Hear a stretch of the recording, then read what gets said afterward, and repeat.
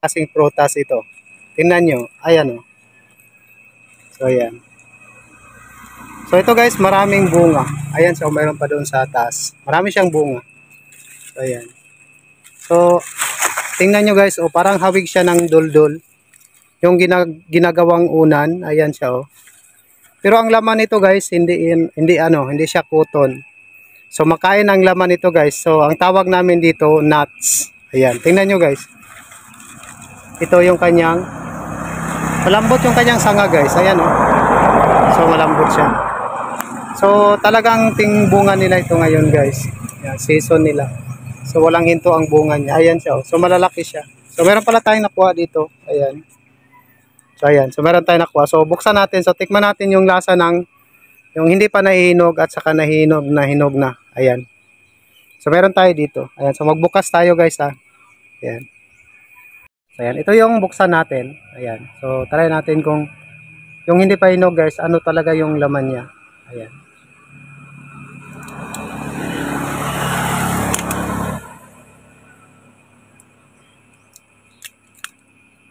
So, matigas siya guys. Pero pag mahinog na ito, so madali lang siya mabiyak. So, kusang nabibiyak ito sa puno niya. Ayan.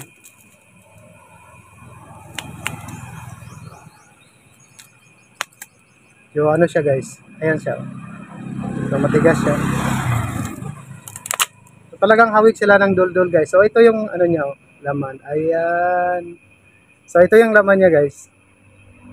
Ayan. Pag hindi pa siya nahihinog, ayan. Ayan siya. So, medyo maputi pa siya. Ayan. So, try lang natin kung anong lasa na pag ganito lang siya. Yung hindi pa hinog. Siya no, malambot siya. Ayan. So, medyo ano pa guys, so parang siyang laman ng buko. Ayan, matamis pala siya guys pag hindi pa siya nahinog. Ayan. Matamis yung ano niya guys. Yung loob niya. Ayan o. Sarap.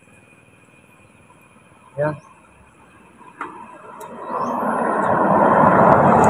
So, first time ko kumain ng ano ito guys, yung hindi pa nahinog. So, ayan.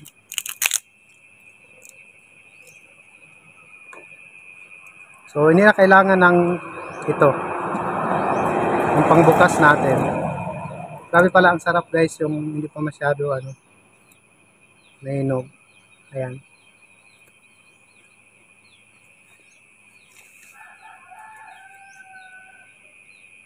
So, ito naman yung nahinog na siya guys. So, ayan o. Ito. Ayan. So, ito yung hinog niya. Wala na siyang balahibo. Yung ito, mabalahibo pa siya. Kasi hindi pa siya hinog. Pero ito, ayan o, malinis na siya. So, ang masarap na luto nito guys, nilalaga ito. Ayan. Ayan. Pwede rin ito sa guys, isangag lang. Sangag lang sa ano, dry na karahay na ano. Yung walang mantika, yung natural lang sa kanya. Ayan. So, i-try natin itong hinog na. Ayan.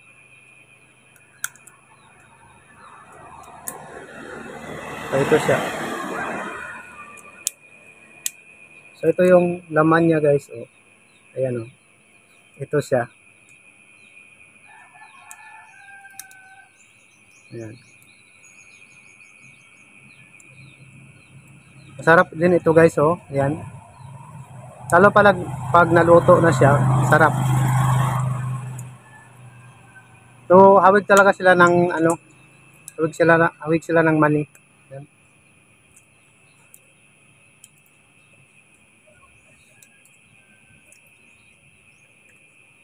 So, ayan sa guys. So, maraming salamat guys sa panonood nyo sa aking video.